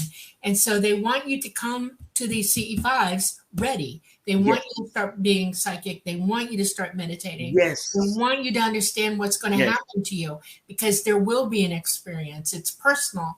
They are that personal with everybody. And that's why. And you can't say it enough times. It's important. It's important work to do for yourself. Thank you, Dali. You exactly, hit the nail exactly like that. So that's why they introduce you like 24 classes. They teach you how to meditate, and all that for you to be ready, Yep. So we were like a group of 50 people. That was in July, in the summer. And then, this group of ETs, they told, Sixtopaths to be at that time, at that place. And then we start doing mantras, and meditation. And it's like, it goes like that, really, these 3 days. And even fasting, you're not allowed to eat. Oh, that's beautiful. Water, Yeah. So you have to raise your vibration, really. And here there's a picture at nighttime and all that, so that was beautiful. But then, like you said, Preston, there was a time we had 2 occasions. That was like the first one was like Saturday night, because we were in there in Friday from 5 p.m. till Sunday afternoon. So the good stuff started in Saturday night, right? Thank you. And then it started raining. And remember, this place, there's like a path, you're going up the hill, and you can see this monolith that you guys saw. And there's another one before that. But the way we camp, you can see either if there's people going to this path, because it's all forest, it's like, the woods, and there's no way to access just to that path. And I explored it. It went all the way that the path ended, and it's like, woods, it's like 2-3 miles, just woods. There's no connection. You have to go through this. Yes, that's another picture. And then, and I remember nighttime was start raining, and they have us making these like mantras, and doing like concentric circles, all of us. But then, we were like he told us to be 7 of us every 10 minutes, like in the main circle, 7 of us like facing outwards, really. So you don't see, you're not even touching each other's shoulders. You're like 2-3 feet away apart, from each other. So I remember it was raining, really, in this pitch black. We weren't allowed to use cell phones, nothing. You concentrating there, right? So anyway, I was like, standing there, and then you just, close your eyes, and he tells you to extend your palms like this upwards, right? And you could hear Sixtopath was walking around ourselves in clockwise, and you could hear his steps, because crunching the leaves and all that. And as soon as I heard them, getting away from me, I heard someone else walking. But then I felt this magnetic field around my body, like, static. So I kind of like got curious. I opened my eyes. There was nobody. Right. And then I saw my hands. White, like slightly white grayish. And I was like, I pulled my sweatshirt like this and was, oh my God, you're white. So I was like, okay, so I go with it, I close my eyes, and then, Sixtopath came around again, and he told me something. He put my, hands in my chest, and he goes like, you receive these crystals with honor and love and protection, and other words that he said. And that was it, And someone came over. He goes like, every time we do this, like, people like hug you and go like, oh, cheers you up. Then a girl came in. He goes like, oh my God, I saw these crystal pyramids on your hands. Did you saw them? Like, I didn't see nothing. Wow. But my hands were white, So that was the first one. The following day, that was the most incredible thing because he told us to be ready at 7 a.m. So we woke up, right? And sure enough, the place was crystal clear, nothing. We start meditating 10 minutes. We open our eyes and this thick fog just came over us. And probably like 45, 50 feet away from us, there was like this dense fog, just kind of like a line dance, and goes like, that's the Shendra, that's the portal. So he told us to walk right through, like seven of us, each one of us, a group of sevens. We go there, we stand there for like 10 minutes, being your inner peace and experiencing whatever. And guess what? I saw this again. I saw this like the universe. I saw like pitch black first, then that white that came in, coming to me and becoming growing bigger, bigger. The size of my hand. It was like a galaxy, like spiral galaxy. And then somehow I saw it like I felt like someone pulled me to my right, and the galaxy is open on the upper left corner. But I still see these bright colors, like beautiful. And then 7 seconds again, someone pulled me to my left, and now it's in the upper right corner, right? And then 7 seconds again, goes back to the same position. But then I saw the center of the galaxy, like this, like a dome, beautiful, like it's, and it started like, having my heartbeat coordinated with that. And I started feeling emotional. And then it just kind of like collapsed and it goes into the bright white, like a star, very bright white, And then somehow I started looking myself like, getting away from it, and I start seeing these planets, right? And I see Jupiter. Now I see the size of Jupiter with four dots, probably the moons. And it was like halfway lighted and the other halfway dark. Then a voice came through and he goes, we're going to have our meeting soon. Be patient. I wasn't a strong voice. It wasn't my voice. It was someone else in my mind. And after that, everything just went blacked out. I opened my eyes and that was it. Well, that's when I had my introduction to them. A year later, that's when I had my sister session. That's how he came through the session. So amazing. Well, I have a picture of him actually. Here is Sisto. Yes. Himself. And it's funny because I had a fix-it guy who would come over and do remodeling on my house. He found out I was a UFO researcher and he started talking about his experience. He's like, was with this guy named Sisto Paz Wells. Have you heard of him? I'm like, yeah. And he described how he did everything you're describing. And there was a big group, and suddenly, I forget exactly what happened, but he had a weird shift, and suddenly there were different people sitting next to him. They had missing time. Oh yeah, this all kind of stuff happens there. It's everyone is different. Yeah, I heard some stories from all the people who were there. Yes, they had different. Some were tapping into a past life. Some of the people were in another place. They don't know what, or don't know what it was. That's why. And then I use the hypnosis to exactly ask yourself what exactly happened. Amazing. Well, I have another question from chat, which is really unusual, and I actually really like it. And this is from C. It says, "Can we be a Bigfoot in another life?" Yes, yes. Anything you can ever think of: fairies, gnomes, mermaids, Bigfoot, and any other living being that you might think of or imagine, and even the ones you didn't even think about. Yes. Wow. Yep. Just like Dali said, we're consciousness. We experience all that. Yes, we do. Yeah, a lot of the people in chat are talking about their past lives. Here's Debbie talking about how she was in a life from pilgrim times and was a pregnant teen and was stoned to death. Oh, there you go. People remember the sort of stuff that they need. Yes. To heal through. Yes, exactly. So I think that's a good example. Yes, indeed. Yes. Yeah, very, very interesting. So some people who come to you, though, they just come because they've had missing time and want to go explore. The majority of people, Preston, they come for either emotional, physical, or mind patterns that they know that everything's go wrong, and they start realizing that something's wrong with them. That's how they come. But then sometimes it pops, even homosexuality. That's another book that I'm be planning about, because there's even ET lives relating to, sexual tendencies. Yeah. Very You know interesting. what? I'm going to tell. Okay, you brought it up. Okay. ET, you got to realize I was raised with them. Okay, they don't call it homosexuality. They just love everybody, and it doesn't matter to them whether you're male or female. You love who you love, and their entire existence in society is that. There is no difference between anybody, and you love who you love, and it doesn't matter whether you're male or female. Yes. They That's just love right. who you love. It's Yeah. not a big deal. They don't separate themselves because of Yes. it. You're not hurt about it. Nothing. You love who you love.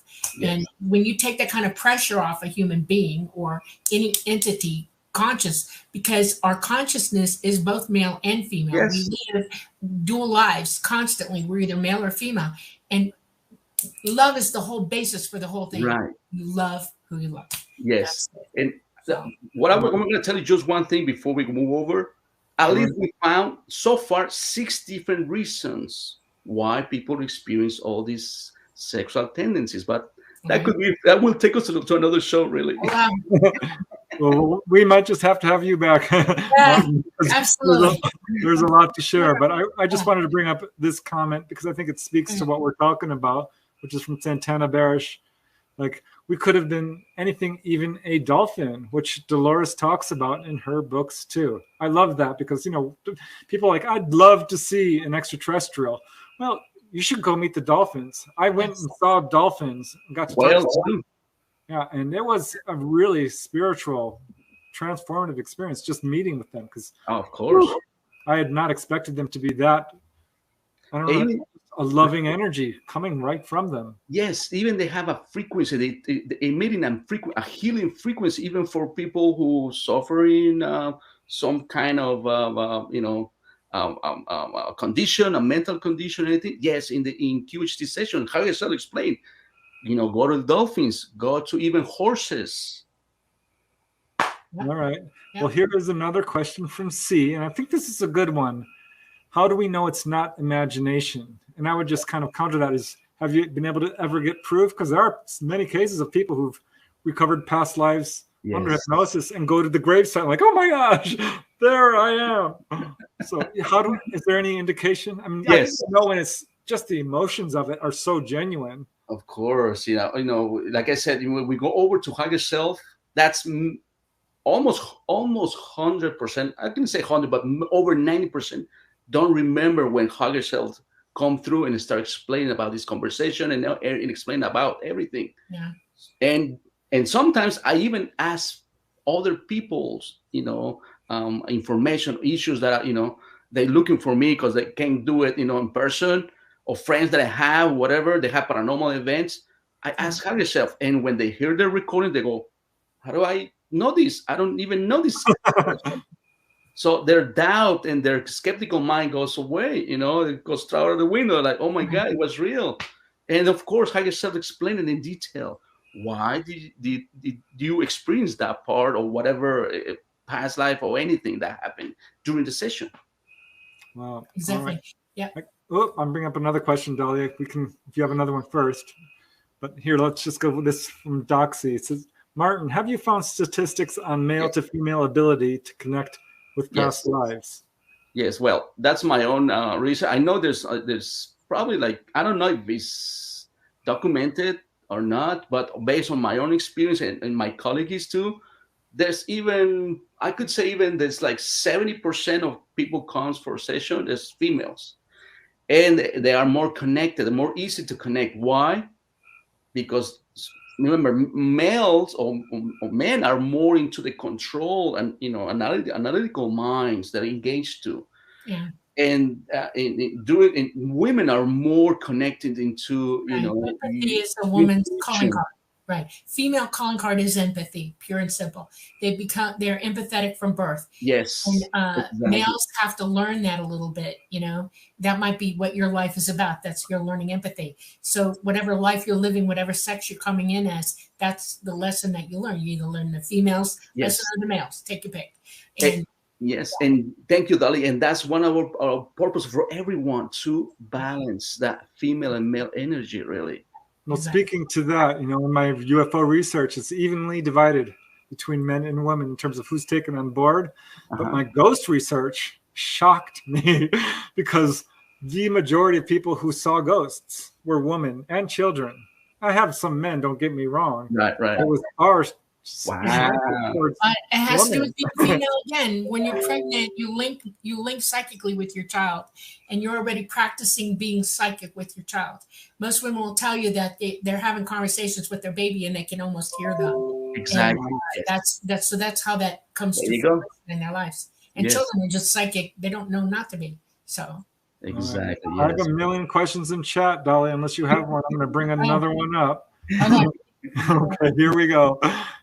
Here's a good one because this is something I think which would help us all. And this is from Santana Barish, who says, "What can we do to help open our third eye so we can connect with our highest selves?"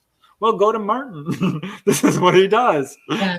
Self-meditation too, like everything that we mentioned before, Dolly and Preston. Yes, all that helps. Meditation, grounding, the dreams, following intuition. But yeah, most of all, practice your. What I always recommend: go and tap into your inner self. I mean, your inner peace. Why And you have that inner peace? Yes, it goes. The information can flow more efficient or more visuals. And but you don't have, forget, your body is a temple. And you yes, have to bring to it clean things. In other words, clean water, clean air, yes, clean food, yes. nothing to pollute it and nothing to Organic. become toxic from. Then those two things, that's we're talking about balance again. Of them, you balance the two together and you'll open up, no problem. So learn that.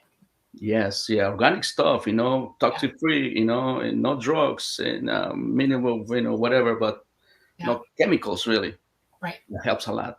Yep. All right. So here's another question, which is about people who recall past lives as an ET. And I was curious about this. Has anyone like identified what race or where they're from? Because Deborah Holcomb is asking, have you had clients who have experienced Andromeda or are from there? No, even for Andromeda and other places that sometimes they don't even have names. It's only frequency. I have a client where experience, these small beings, like kind of like, look like grays really, but they're not, and they have this luminous body. And then I ask him, where are you guys from? He goes like, our home is the cosmos, you know. And is there any place where you from? He goes, there's no name for it. Right. Those are actual light beings. They're real. They Yes. exist. And I then know and, this. then- and I go, well, I always ask, well, could you please give us something so for our human mind to comprehend? And he goes, well, it's a frequency, but you might pronounce it like Ishti. I'm like, Wow. okay. But yeah, sometimes they don't even they don't handle names in that density. Right. Even in the third Yes. year of us, yes, we always want to have names and profiling and all that. But some of these beings, no, they don't require that. Right. Yeah. Exactly. All right. Well, I'm going to bring up another question because this is fun. I love keep the questions coming, guys, because this is interesting. And this is one from Doxy. And I like this question. I have my own answers to this one, but I'll let you dive in, Martin. And Doxy asks, Martin, you mentioned the experience of downloads, etc., download experiences, etc. What if this happens normally without hypnosis? Yes. What yes. if it's something that has been daily since childhood? Okay. Very example. See this back here? That's a numerical pattern. Guess what? It's a key for a download or something for your mind, and it to open, part of yourself or your DNA, the information coming from the central sun of the galaxy. Right. All right, and it goes into yourself. It's like, I'm gonna give this analogy. People who work in computers, like computer programmers. Have you guys seen the movie The Matrix, where all these numbers falls and Yeah. they had nonsense? Yeah. That's kind of like that, really. It Yeah. opens you up at certain abilities, or just to adjust your frequency because the Earth is changing its own frequency. I want to add something to this. If you're downloaded daily, Whatever download you get a day, write it down. Write down your experience, write the whole thing down. And then your job is this, because you get downloads to teach you. You have to verify what it is. You have to experience it. And that means you need to do homework. You need to dig it up. You need to understand it. Go with it. You'll get it. Promise you, because you've just been pre-programmed to receive this information. So you start reading into that genre or that thing, or you start talking to people about it until you own what that download was, and then you employ it. You use that information to do something good. I'm telling you, it works every time. Write it down, write it down, write it down, and experience it. Work it. Yes. As a matter of fact, about Preston and Dolly, I had a client last Saturday, right? Mm-hmm. One of her question was like, just few days ago, I guess last week, when we had the Schumann resonance, was like crazy, 120, 180, remember? Yep. She had no idea about this. And she goes like, you know what, it was last week. I felt like all week. I was like, I was fading, and she felt really bad. She thought I was sick or whatever. We got to the higher self. What exactly happened? Oh, it was an adjustment on her body from the frequencies. Well, I want to comment on Doxy's question too. What I would do if you're having daily downloads is do your happy dance. Are you kidding? This is awesome. That means you are in connection with your higher self. And I think all of us truly are. Yes. But it's just a matter of waking up to it and connecting to it. We are all an integral part of this universe. But to be connected in a way where you're recognizing this, because I've had a few downloads and some are like, oh my gosh, this never happened to me before. But now I'm becoming more aware that this is a natural. Yes, it's natural. Yes. And most of us don't even realize what it is, It's unconsciously, really. You're not in control, really. Yeah. Well, you can be, though. I'm going to go one step further with that. Well, just like Preston, yes. You can literally ask for clarification. In other words, if you're being downloaded, that means somewhere along the way you asked the question and now you're getting the answer. Yes, Go back and ask for clarification. In other words, teach me what you just said. I need to know the rest of the story, and it'll give it to you. It will. Yes. Well, when you become conscious, yes, that's another story, really. For people like both of you, that they had already practiced and whole history about waking up about this, But most of the people, they don't even know anything about this, Yeah. So, yeah. Something's niggling them. All right. I have a real zinger of a question from Izzy Beth, which I love. I didn't even think of this one. And Izzy Beth asks, Dr. Rivera, do you have clients who have never incarnated on Earth before? Yes. Oh, really? And first of all, I'm not a doctor, please. I'm just a therapist, a humble therapist, but with a whole, curiosity and endeavor to do this and healing. Yes. As a matter of fact, I had 2 clients already. And not even those clients, even other people that I know, it was revealed through sessions that their sons or these children, they had never incarnated in Earth before. This is their first incarnation. That's how I was resonating with this information that Dolores, call it the 3 waves of volunteers on the new Earth, because it speaks about these new souls, because that's the plan from the councils, aiding Earth and the civilization in order for us to move forward into this other new place, this new dimension that we, struggling to go with, And of course, they saw that, well, when human beings discovered the atomic bomb, and we had this nonsense, almost 3,000 atomic blast tests around the world. Guess what? It not only destroyed our ecosystem and environments, it affected all the worlds, because everything is connected through portals. For this, it's like a body, really, our universe. So some of these civilizations were affected. As a matter of fact, there's a session where one of these beings, he described their world got blown out because the radiation from the atomic blasts went through, and their planet was so sensitive they had no time to contain it. They had to build motherships in order to evacuate the planet. Yeah. Well, I find this fascinating because that is a very common message given to contactees. And Dolly, you told me that very detailed. Yeah, they literally, they see the past, the present, and the future. Yes. Sometimes they see the warnings of us doing Yes. stupid, and they will move huge bodies of people out of the area because all the dimensions are together in one Yes. place. Okay, all we're in the same place, Right. and it they moved them out of the way because they knew it was coming. And I mean, it's a big deal. That's why ET wants us to stop using nuclear bombs. Anything nuclear, they want us to stop. Period. Stop, because we're affecting everything. Yes. And it's horrific to them. It's absolutely horrific, and they can't make us stop. It's up to us to stop ourselves. Thank you. And it's bad, and so they will move people out of the way. They will dimensionally move people out of the way. They Yes. will. Well, yeah, and of course, and they explain us too, even Yeah.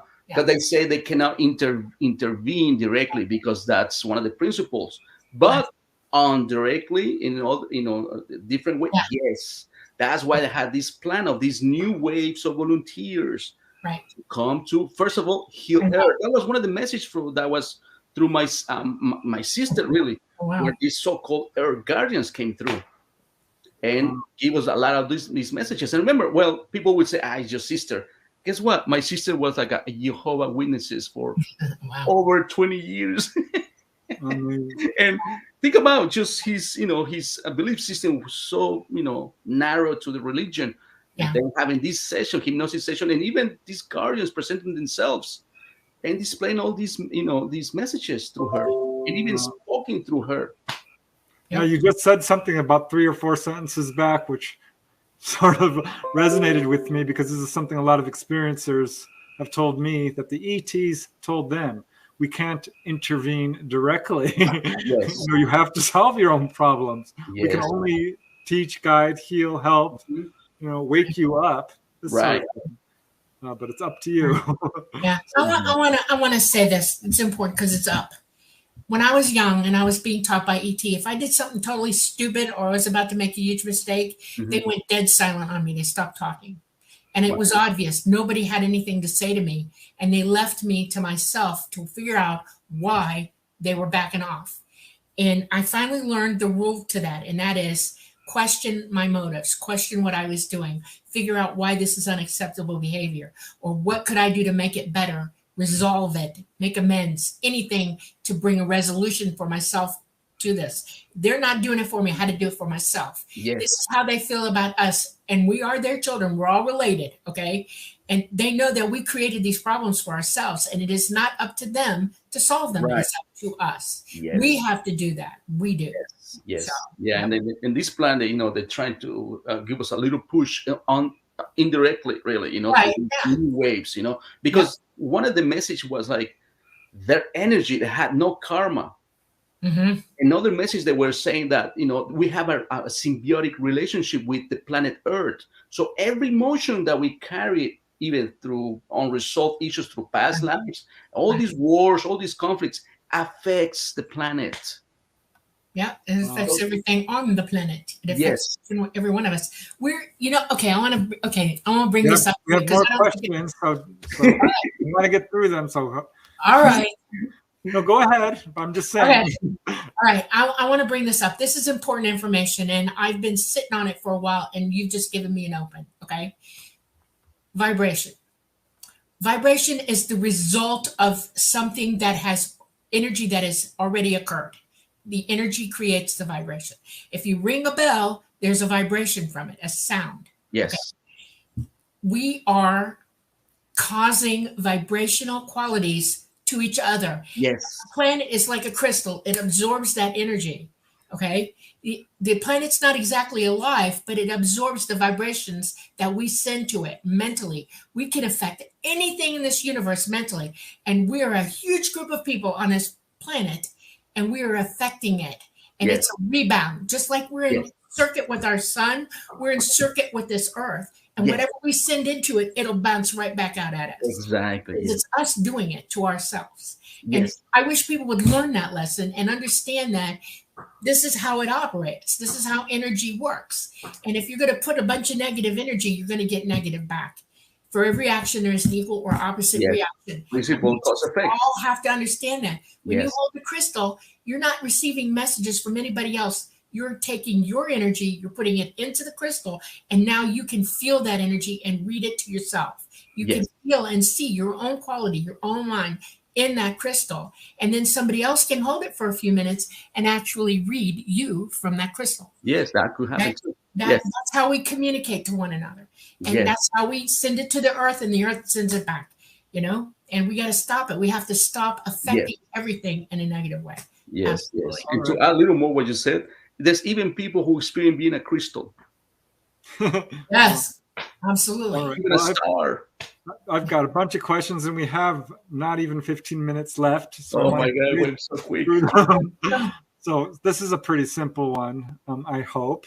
Rad Peanut says, how does one find a good, trusting hypnotherapist? Well, maybe not simple, but what would you say? Remember, every time that you contact someone, you have to feel their energy. You have to trust. You have to follow your intuition. You feel trusted or not. That's very simple. When you start speaking and looking at their eyes, you can feel their vibration, like Dolly says. So I will recommend that. I always, when I have a client, we have a free pre-interview, and I always require to go Zoom to Zoom so they can see me, feel me. We speak through for an hour, whatever, and there you go. Use your intuition. I think it's that simple. Yeah. Yes. Do your research. Yeah. Talk to other people who've gone through the experience. Okay, well, here's another. There are some good questions coming up. Here's one from Santana Barish. Question: is there a certain frequency we could listen to whilst meditating to connect with your higher self? Oh, that's interesting. Yes. Yes. That's why I use, this crystal singing bowls. They're like, very. I just heard it. Yeah. For other people, like Dolly said, it's just silence. It's good for them. But I had clients that were like, oh, you know what? I can't clear my thoughts. When I hear the sounds, of the crystals, they focus onto it. They even tell me, I don't hear the sounds anymore, neither in my voice. So you have to find yourself, which one is more suitable for you. Right. I could give you a hint about when you're clear. If you can imagine yourself in a dark room with no sound, no vibration, no anything, and it's like your mind becomes a blank chalkboard. Nothing's written upon it anymore. No thoughts, no sounds. You release everything into the dark. Okay. You have now reached alpha. Your brain pattern goes straight into alpha. Yes. The sounds that you use, Martin, teaches your brain how to find alpha, because each one, alpha, beta, theta, gamma, delta, each one of those has a different quality or frequency. And alpha is important for meditation. Absolutely. The most important. And so you start learning to meditate by releasing. It's not, don't hear your own thoughts. Just say, oop, off. Let them go. Turn it all off. Yes. Hold on to nothing. Buddha used to say, let it go. Yes. Let it go. Yes. You'll get there. You'll get into alpha, and you're there because you're floating in nothingness, and all there is nothingness. Yes. That's how you go within, and it's very cool. Then Martin takes over and he guides you. Exactly. Just like that. Yes. Into truth. Okay. Oh my God, Dolly. I love you. Don't worry. I love you too. I know it's still your stuff. Great. All right. Here is a question which I love because I have heard of this. Debbie Joyce says, question for Martin. Have you ever come across someone that starts speaking another language that is unknown? I've had dreams where the language is musical. Yeah. No doubt. Even alien languages, they speak to the session, and I go like, I don't understand you. Can you speak it, please? Either in English, we have an American, or I have any Spanish a client. Can you say in Spanish, please? And they tell you exactly what it is. It's like an automatically translation, But yes, I had a couple times already. Yes, and they tell you exactly what it was. Amazing. All right. C has asked this question a couple of times, and I think it's really kind of funny, actually. Well, C asks question, do cryptoids have past lives? I'm going to say, well, yes, we all do, right? Exactly. Okay. I would assume. But how do you actually, hypnotize a cryptid? That's good. Bring in a Bigfoot. I don't suppose you've had any Bigfoot clients, but I suppose anything could happen. Anything can happen. Like I said before, that was the example that I said that I had this girl who was experiencing being a fish. She wasn't clear enough, and then actually she actually saw herself, her body being a mermaid, but she only said because she didn't believe in that. That's why she said like a fish. But then when we went to the hypnosis, yes, it was a mermaid. Yes, so anything can happen, really. But I always and I want to repeat this again. Remember, higher self is the one who explains in detail, not me, and it comes out of client's mouth, right? But it's not your ego; it's a higher self, the source. Yeah. You also just gave away the way you can tell if a hypnotist is going to be the good one or not. And that's because you're speaking absolute truth. If you can't find a hypnotist who works that way, you're not bringing information in. They are from their own conscious needs. And this is truth. And that's how you find a really good hypnotherapist. That's why I like the Dolores Cannon thing, Yeah, I love that too. It's awesome. Right. We're not going to get through all these questions, guys. Okay. There's no way. We've got not just over 5 minutes left, but here's a question from C. Can you help a person fix up a messed up life? But before you answer that, I want to say that people who have gone through severe child abuse and suffer from multiple personalities often use hypnosis. And it's really interesting because the hypnotherapists end up contacting what they call an ish, an inner self-helper, who knows everything about that person's life and guides them through all the emotional damage. It's very similar to they're probably contacting the higher self. Right. But the simple answer to that would be yes, right? Yeah. Even I had clients where, I had this other program that is like, it's more sessions really. I call it the emotional release therapy. And we go over your issues from this present life. And we teach you, it's like a kind of course in therapy because we teach you this conscious of unity, which you're no longer judging, this black and white, good and bad. No, we start teaching you exactly, how your mind works, how this ego works, all this programming that you absorb, or this narrow belief system that you've been always responding to, and we teach you that we close these cycles of conflicts that you had consciously, but then I take them to hypnosis and I always ask yourself, how much did we, how much percentage we help this person? The lowest I had 80%. And I go like, so what is the other 20%? Because I want to learn more. He goes, no, she has to practice what we teach, what we taught her, whatever we taught her. Okay. So that way, we first, help you to your present life. First of all, you must learn how to go over and learn to see the good, really lesson that you went through life. Not only the victimization and the suffering. No. Yeah. You're going to see that part from a higher perspective. But then, that's why I love the hypnosis. It'll show you your soul journey, what is behind all this, and that kind of like closes that you're part of yourself. Like just the example that I give about this, this client that I had that was abused, from horrible childhood, and she understood. Okay, so are you saying that a conflict or what you're trying to do is you're altering or you're starting to see the truth about how you respond versus how you're being told to respond, correct? Sometimes you go automatically. It's not one that taught you. You absorb it and you go automatically, defending yourself all the time, poor me, he attacked me, he doesn't like me. No, that's your ego all the time. Right. Your response is key. Absolutely. In perspective, right? Exactly. Then we teach you to recognize that first of all on yourself, like become an observer of yourself.